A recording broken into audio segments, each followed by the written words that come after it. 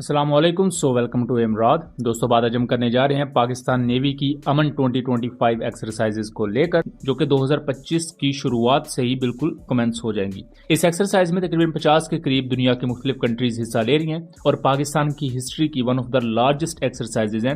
इस वक्त दोस्तों सबसे बड़ी जो एक पार्टिसिपेशन है वो बांग्लादेश की है। अब बांग्लादेश ऐसा कोई बहुत बड़ा कंट्री नहीं है मिलिट्री वाइज, लेकिन बांग्लादेश की पार्टिसिपेशन पाकिस्तान की एक्सरसाइजेज में ये बहुत ज्यादा अहमियत रखती है साउथ एशिया के रीजन के लिए। अब किस तरह अहमियत रखती है और इसमें जो पाकिस्तान ने रिसेंटली मिसाइल टेस्ट किया है स्मैश, इसका क्या एस्पेक्ट है, इन तमाम चीजों को डिटेल से एक्सप्लेन करने की कोशिश करते हैं। सबसे पहले तो मैं आपको बताता चलूं कि जो अमन एक्सरसाइज है 2007 में इसका फर्स्ट एडिशन हुआ था और शुरू के इसके जो 3-4 एडिशन थे वो कोई बहुत बड़े तो नहीं थे, लेकिन कंसिडरेबल अमाउंट में कंट्रीज इस एक्सरसाइज का हिस्सा बनती थी। लेकिन जो इसके लास्ट 2-3 एडिशन हुए हैं उसमें बहुत सी कंट्रीज ने हिस्सा लिया और खास तौर पर जो इससे प्रीवियस एडिशन था उसमें भी तकरीबन 50 से ज्यादा कंट्रीज ने हिस्सा लिया था। अब इस एडिशन में जो अमन 2025 इंटरनेशनल नेवल वॉरफेयर एक्सरसाइजेज होंगी, इसमें बांग्लादेश भी पार्टिसिपेट कर रहा है। इससे पहले हमने अगस्त 2024 में एक वीडियो बनाई थी, उसमें हमने कहा था कि पाकिस्तान और बांग्लादेश बहुत जल्द मिलिट्री एक्सरसाइजेज कंडक्ट करने जा रहे हैं, जिस पर बहुत से लोगों का एतराज ये था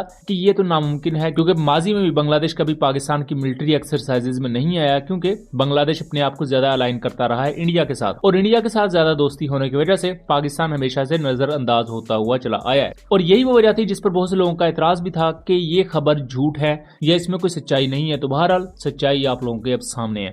इसके साथ साथ रिसेंटली होने वाली इंडसशील्ड 2023 एक्सरसाइज में बांग्लादेश एयरफोर्स और बांग्लादेशी आर्मी का डेलीगेशन भी पाकिस्तान आया हुआ था, जिन्होंने मुलाकात की पाकिस्तानी आर्मी चीफ सैयद आसिम मुनीर से और पाकिस्तान एयरफोर्स के चीफ जहीर अहमद बाबर से। इन तमाम मामलात पर हम इससे पहले वीडियो बना चुके हैं और इन तमाम डिटेल्स को बार बार बताने का मकसद ये होता है ताकि एक चीज ऑन रिकॉर्ड रहे और लोगों को आप एक चीज याद दहानी करवाते रहे, क्योंकि इससे जो नॉलेज रेपर्टोयर होता है वो हमेशा से अपडेट रहता है और चीजों को बेहतर तरीके से एक्सप्लेन किया जा सकता है। अब पाकिस्तान और बांग्लादेश की नेवी में बहुत सी चीजों को लेकर इंटरऑपरेबिलिटी भी है। हालांकि बांग्लादेश का पाकिस्तान के साथ कोई ऐसा लिंक नहीं रहा जब तक शेख हसीना वाजिद की गवर्नमेंट रही, बट स्टिल पाकिस्तान और बांग्लादेशी नेवी में इंटरऑपरेबिलिटी मौजूद है। उसको मैं थोड़ा सा आगे चलकर एक्सप्लेन करता हूँ। बांग्लादेश ने पाकिस्तान में होने वाली एयर वॉरफेयर एक्सरसाइजेज में हिस्सा लिया, जिन्हें इंडसशील्ड 2024 कहा गया, और इन एक्सरसाइजेज में हिस्सा लेने के अलावा बांग्लादेश ने इससे पहले जो इंडिया में तरंग शक्ति एक्सरसाइज हुई थी उसमें हिस्सा लेने से इनकार किया था। उसको लेकर जब तरंग शक्ति 2024 एक्सरसाइजेज हुई, आई थिंक सितंबर और अगस्त के महीने में, तो ये इन्फॉर्मेशन थी कि बांग्लादेश अपने फाइटर एयरक्राफ्ट को और C-130 ट्रांसपोर्ट एयरक्राफ्ट को भेजेगा इंडिया में, लेकिन बांग्लादेश ने नहीं भेजा। उनकी रिपोर्ट्स को आप यहाँ देख सकते हैं।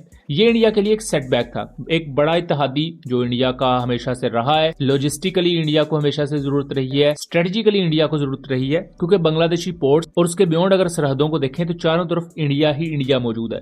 तो इंडिया किसी भी सूरत इंटरप्शन नहीं चाहता बांग्लादेश में कोई फॉरेन पावर आके यहाँ अपने मिलिट्री एसेट्स को रखे, क्योंकि इससे इंडिया की नेशनल सिक्योरिटी के लिए खतरा बन जाएगा। इसी वजह से इंडिया हमेशा से बांग्लादेश को अपने साथ रखता है। लेकिन अगस्त 2024 में जब शेख हसीना वाजिद की गवर्नमेंट गई बांग्लादेश से और एक इंटरिम गवर्नमेंट आई मोहम्मद यूनुस की, तो तब से पाकिस्तान के साथ ताल्लुकात बहुत अच्छे हुए। बांग्लादेश के तुर्किया के साथ, चाइना के साथ ताल्लुकात में बहुत ज्यादा बेहतरी देखने में आई, जबकि इंडिया के साथ जो ताल्लुकात थे वो डाउनग्रेड होना शुरू हुए। तो ये तो वो तमाम पसे मंजर है। अब हम जरा इंटरऑपरेबिलिटी की बात कर लेते हैं, जिसकी मैंने पहले की थी। बांग्लादेश और पाकिस्तान दोनों ही चाइनीज टाइप 53H3 फ्रिगेट्स को यूज करती हैं। बांग्लादेश में ऐसी 2 फ्रिगेट्स यूज की जाती हैं, BNS उमर फारूक और BNS अबू उबैदा, और पाकिस्तान में टाइप 53H3 सबमरीन का ही एक पाकिस्तानी कस्टमाइज्ड वेरिएंट या एक अपग्रेडेड वेरिएंट यूज किया जाता है, जिससे जुल्फिकार क्लास फ्रिगेट कहा जाता है। और जुल्फिकार क्लास फ्रिगेट अहम क्यों है इसको मैं थोड़ा सा और आगे चलकर आपको एक्सप्लेन करता हूं। अब ये इंटरऑपरेबिलिटी होती है। इंटरऑपरेबिलिटी का मकसद ये होता है कि 2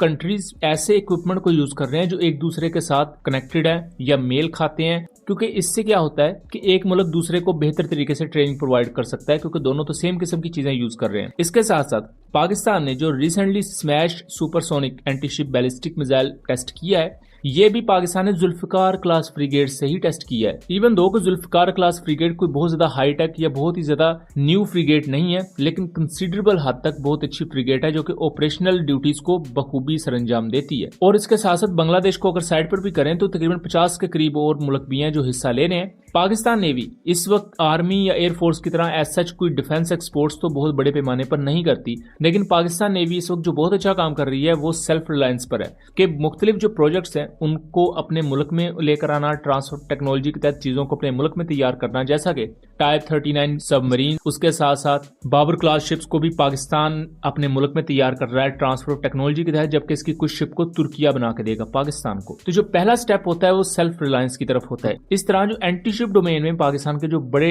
इक्विपमेंट है वो हरबा क्रूज मिसाइल और ये smash anti ship ballistic missile है, जिसे आने वाले वक्त में एक्सपोर्ट मार्केट के लिए भी पिच किया जाएगा। स्मैश एंटी शिप मिसाइल पर हम इससे पहले डिटेल वीडियो बना चुके हैं कि ये 350 किलोमीटर की रेंज के साथ आता है। नॉर्मली एक supersonic manoeuvrable re entry vehicle carry करता है, लेकिन कुछ पर्टिकुलर सिचुएशन में ये हाइपरसोनिक स्पीड को भी अचीव कर सकता है। और चूंकि ये जुल्फिकार क्लास फ्रिगेट पर कैरी किया गया और उससे सक्सेसफुली फायर किया गया, जो कि ऐसा किसी ने एक्सपेक्ट भी नहीं किया था कि पाकिस्तान नेवी इस तरह की कोई इनोवेशन भी लाएगी। तो फ्यूचर में हो सकता है अगर बांग्लादेश ऐसे किसी मिसाइल को कंसीडर करे तो सेम जो टाइप 53H3 फ्रिगेट्स हैं बांग्लादेश की, यानी कि BNS उमर फारूक, BNS अबू उबैदा, उन पर भी ये स्मैश मिसाइल माउंट किया जा सके। लेकिन ये उसी सूरत में पॉसिबल होगा अगर बांग्लादेश पाकिस्तान से ये एंटी शिप मिसाइल खरीदता है। बहरहाल इस बारे में अभी तो हम कुछ भी कंफर्म नहीं कह सकते, ये तो फ्यूचर में इस चीज पर डिपेंड करेगा कि क्या पाकिस्तान इस मिसाइल को एक्सपोर्ट मार्केट के लिए रखेगा या नहीं। पाकिस्तान और बांग्लादेश की नेवी का इस रीजन में एक होना इंडिया की हायरार्की के खिलाफ भी एक बड़ा कदम होगा, क्योंकि इंडियन हायरार्की की वजह से हमने अक्सर औकात ये देखा हुआ है कि पाकिस्तान या बांग्लादेश के कार्गो रोक लिए जाते हैं। सो उसके खिलाफ भी पाकिस्तान और बांग्लादेश अमली तौर पर कुछ इकदाम कर सकेंगे और एक बेहतर डेटरेंस कायम कर सकेंगे। सो दोस्तों, ये था एक एनालिसिस। उम्मीद करता हूँ चीजें क्लियर रही होंगी। वीडियो पसंद आई हो तो इसे ज्यादा से ज्यादा शेयर कीजिएगा ताकि इस तरह की मजीद इन्फॉर्मेटिव वीडियोस हम आपके लिए लेकर आ सकें। मिलेंगे अगली वीडियो में, तब तक के लिए अल्लाह हाफिज।